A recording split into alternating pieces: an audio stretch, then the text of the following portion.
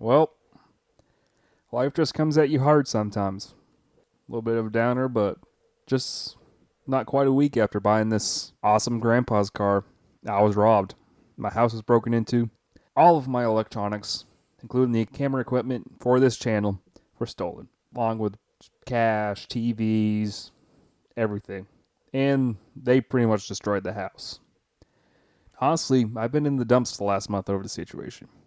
It sucks. Here I was, building upon what I felt was one of my best videos yet with the Del Sol, and then just life walks up and punches you in the gut. This video is me getting up and wiping the dirt from my clothes. I will move forward, and this is the 1987 Dodge Diplomat Salon.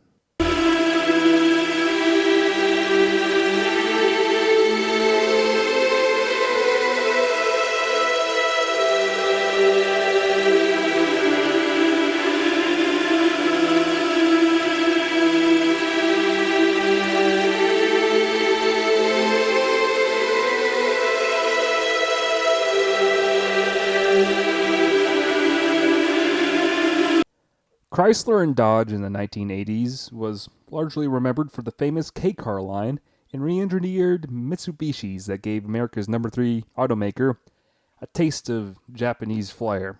But this is a Dodge Diplomat. This is a body-on-frame, rear-wheel drive, V8 powered boat that represents Chrysler of the 1970s. The very type of car that almost plunged the automaker into bankruptcy. The complete opposite of Lee Iacocca's vision for the company. The top-of-the-line, full-size, quote-unquote luxury model for Dodge. It sell well above the LeBaron-based 600 midsize, the K-based Aries and Shadow compacts, and the Mitsubishi-based Colt subcompact. At the time, all of these models were modern and fresh.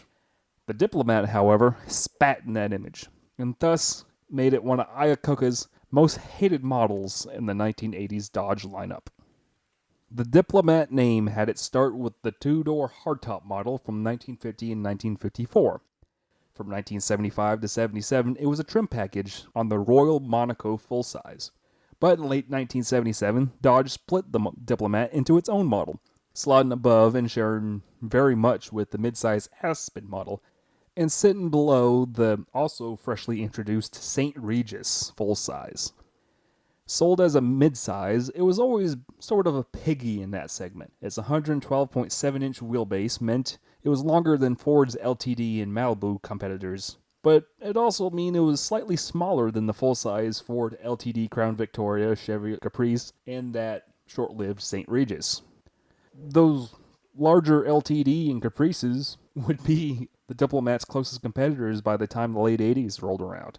And by the time Chevrolet's Celebrity in 1982 and Ford's Taurus in 1986 would rock the family car world with their modern computerized styling and front-wheel drive architecture, the Diplomat truly was a dinosaur of its time.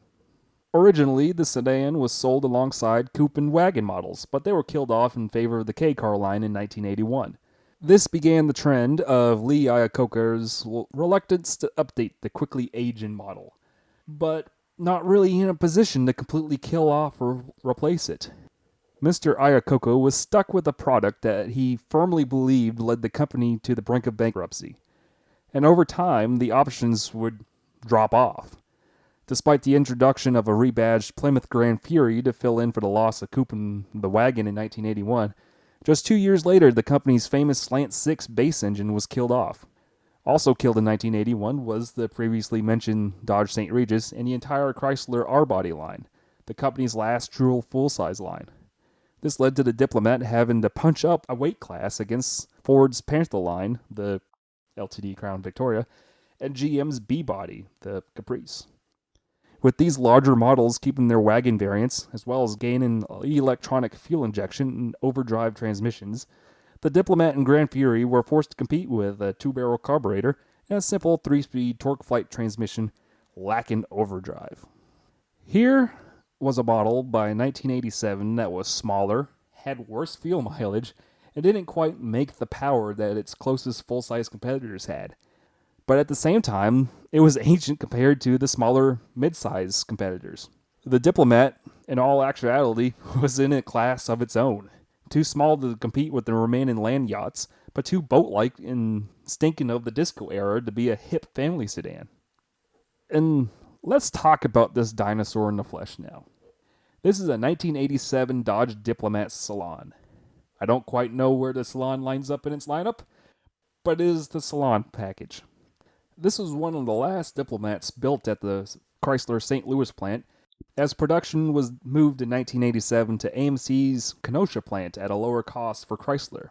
This led to a quick chain of events that led to Chrysler's purchase of AMC. The Diplomat sits on Chrysler's body-on-frame M platform and is rear-wheel drive. Under the hood is the 318 cubic inch LA V8 putting out 140 horsepower and 265 foot-pounds of torque, sipping through a Carter 2-barrel carburetor. Ignition is distributed by Chrysler's electronic ignition system, which isn't exactly known for its reliability. And then this engine sends power to a 3-speed TorqueFlite automatic transmission, like previously mentioned, lacks overdrive. And it sends power to a solid rear axle suspended through leaf springs. Up front, the car uses Chrysler's traditional Trojan bar setup.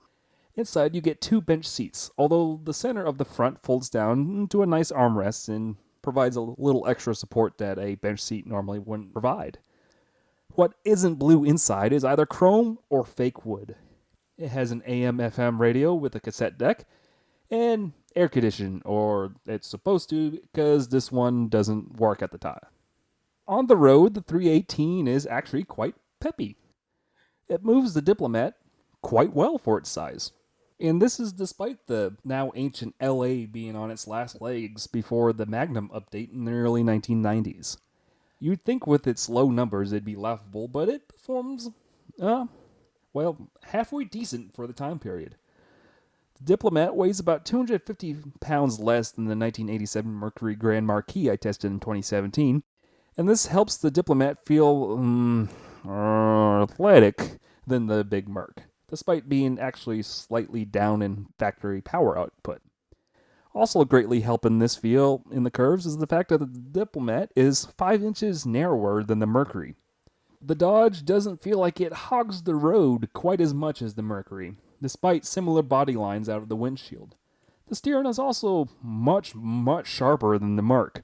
You'd expect such an antiquated car like this would be all floaty and boast the famous one-finger steering that these old large boats had, but while the steering is lighter than modern, it responds quite well.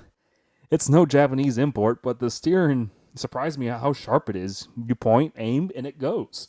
I actually feel a lot more confident putting this in corners than an old truck or that Mercury. The Diplomat also leans a lot less than the big Mercury, as the torsion bar setup doesn't feel like it's going to roll over quite nearly as bad.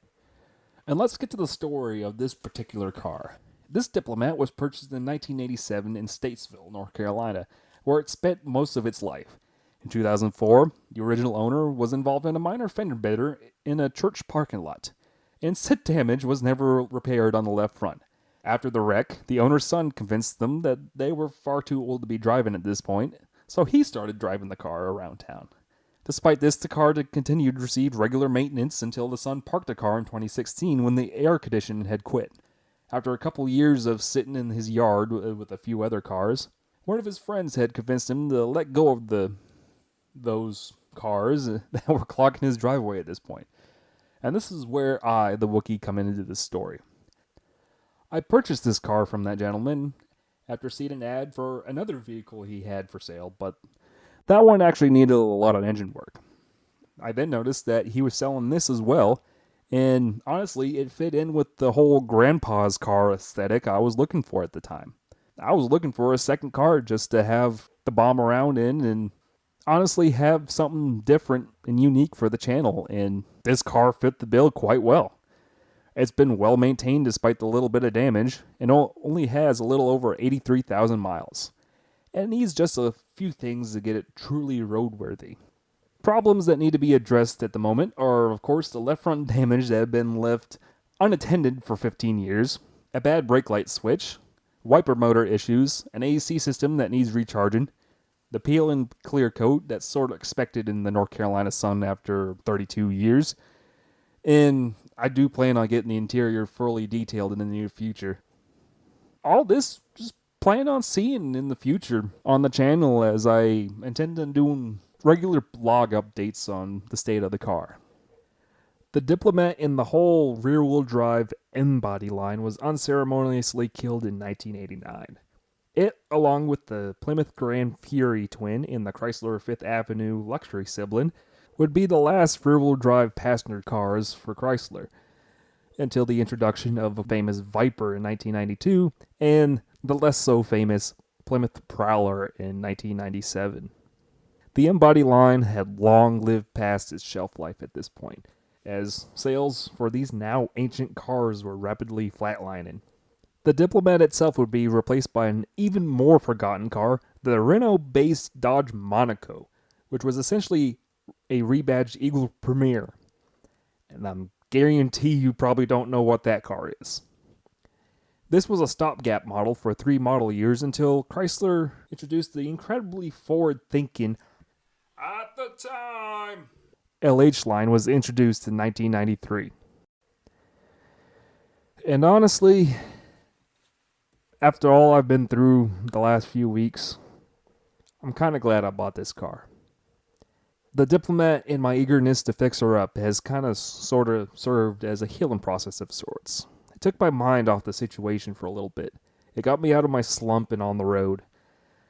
I don't know where I'm going with this, but I've been needing to get this Wookie Drives episode out since that terrible night. We never planned for a home invasion. We never planned to have our privacy broken. Just our stuff stolen and a lack of ease of mind that lets us sleep at night. But they say time heals all wounds. And while my house has still been a semi-packed mess, as I've been reluctantly house shopping and not really wanting to replace what was lost that night in fear of losing it right away, just working on this channel has brought some light back into my life. Life sucks sometimes, but we can't dwell on crap forever. Now is not the time to be stagnant, like the life cycle of the Dodge Diplomat. But in owning and fixing up this forgotten piece of automotive history, it'll help me move on in life. I needed this car. Good night, everyone. Thank you for watching another episode of Wookie Drives. This one unfortunately hit pretty close to home, considering the situation my life has been in the past month. But that's just how things roll sometimes.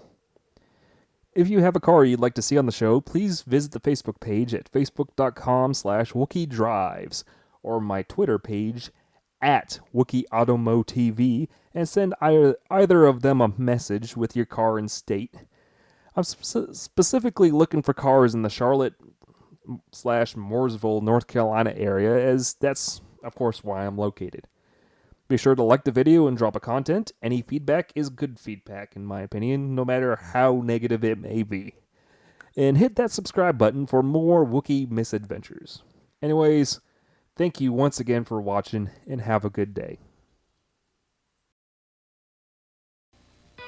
Look, Holmes, the card-nap Ford and Chevy owners. Dodge introduces a fiendishly seductive new car and dashing two-door and brilliantly understated four-door, the Diplomat. Handsome devil, this Diplomat. More seductive luxury and available features than you ever hoped for in a manageable new size. The new mid-priced Diplomat. The Ford and Chevy owner disappearances are solved, Watson. Carnapping all right? Diplomat, the fiendishly seductive new car at your Dodge dealers now. By Jove, Holmes. By Diplomat.